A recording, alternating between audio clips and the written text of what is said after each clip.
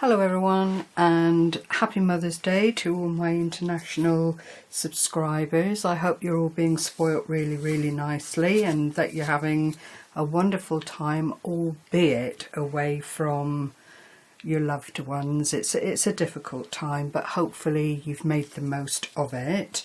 I'm here today to share one more of the little folders here that I've been so fascinated by.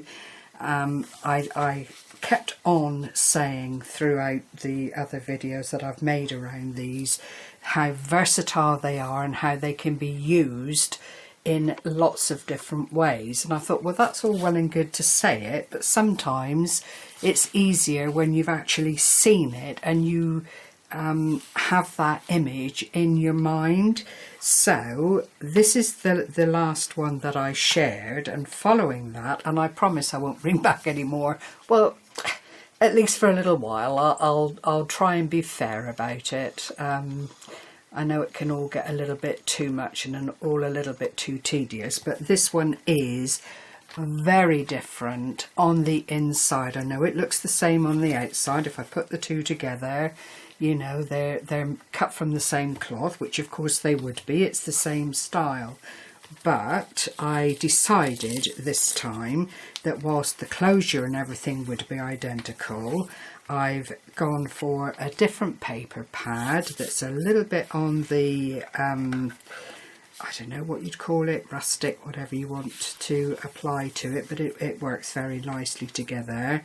The usual little rosette, a little applique on the top because it's rather different on the inside.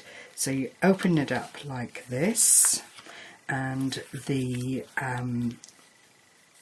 it looks very similar on the inside. I think I need to widen out again, otherwise you're not going to see it very well.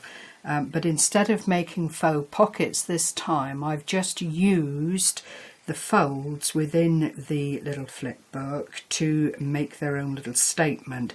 So this little flip is, I've just used a little handmade envelope here, lined the paper up as you can see, but then you open it up and there are areas, 3 of them, where you could add a little bit of journaling or a message or a tiny little photograph or something of that nature. On this side it is only the one area that needed to be decorated, and I've used one of G Kerr's little word banners, which I rather like. The centre area is the main area, and you open it up like this, and there is the back flap, again decorated. In these little corner pockets, I've made these lovely little writing areas where you can do a little bit of jotting and notation and make it a nice little special area for, I'm going to have to fold that again, I've lost the plot. No, that's right, isn't it? Yeah.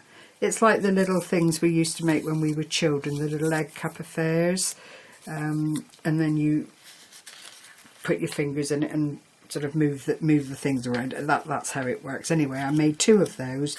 So you've got 2 nice little journaling areas, which you could use to leave messages on for the recipient if you so desired. And then on the inside here is a lovely little vintage styled image, which again is freestanding. I've tried to give the illusion of a frame within a frame, hence using the corrugated card here to make a little frame around an image that was gifted to me so many years ago. I think this image might have come from Janet Stokes. Thank you, Janet. I do draw these out periodically and make good use of them. A little bit of lace here as a little addition to the frame, because it's cut out of the corrugated card, is a little bit rustic, and I just inked it up and made it look a little bit more substantial, if you like. I then used this trim around the edge just to add that extra frame on the outside, having used some designer paper underneath to lay it all down on, and I just think that's come out really, really nicely. And then on the bottom, and it's the same paper is used throughout, again, excuse my phone, a little applique here which is bow shaped. I then wanted to use the blue ribbon to tie in with the closure, and then this little applique here is chopped down from another piece because it is leaf-like, and I wanted to then use the butterflies just to finish that off. But it really is very, very different to the pocketed flip books that I've shown before, and hopefully for those that like to use trims and words and images, this will just inspire you to go on and try your own take on how it looks. It is such I know I keep saying it, but it really is such a versatile little flip book,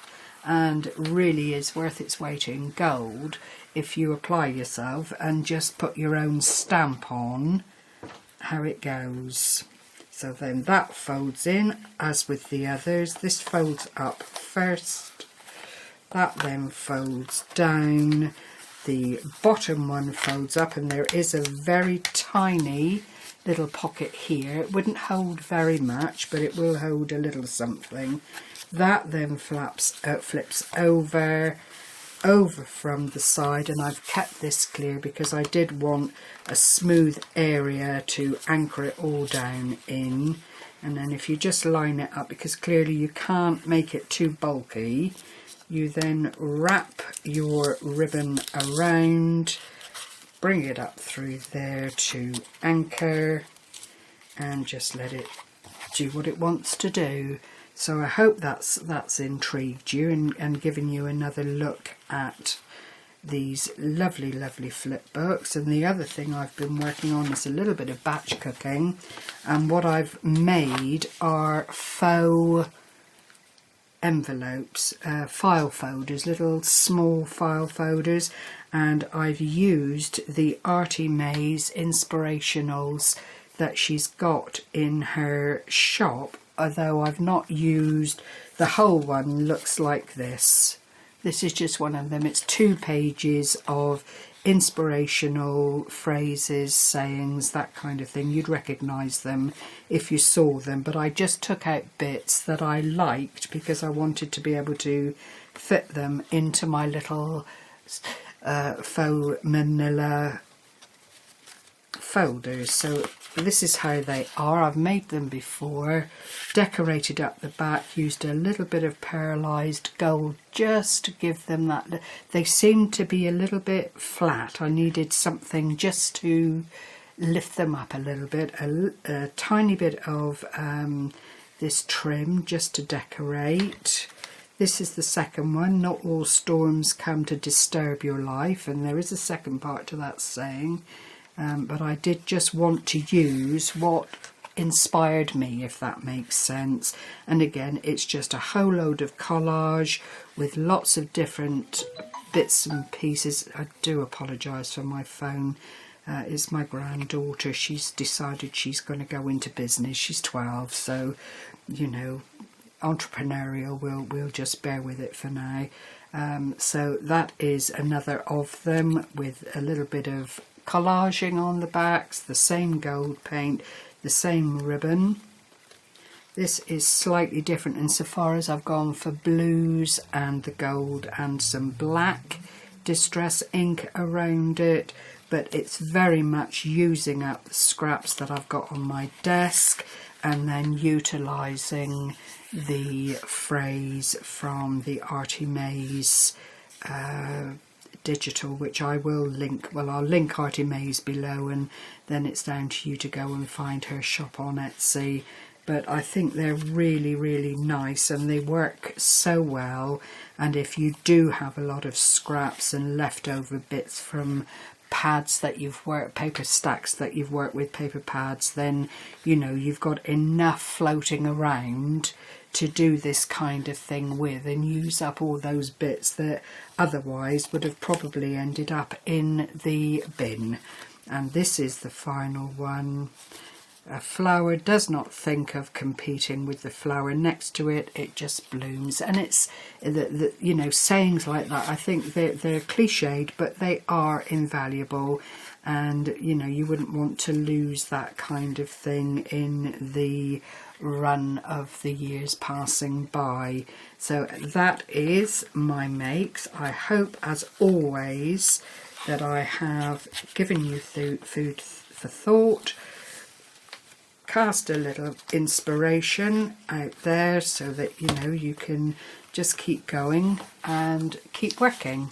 So take care, everyone. Happy crafting, stay safe and well. Bye bye for now.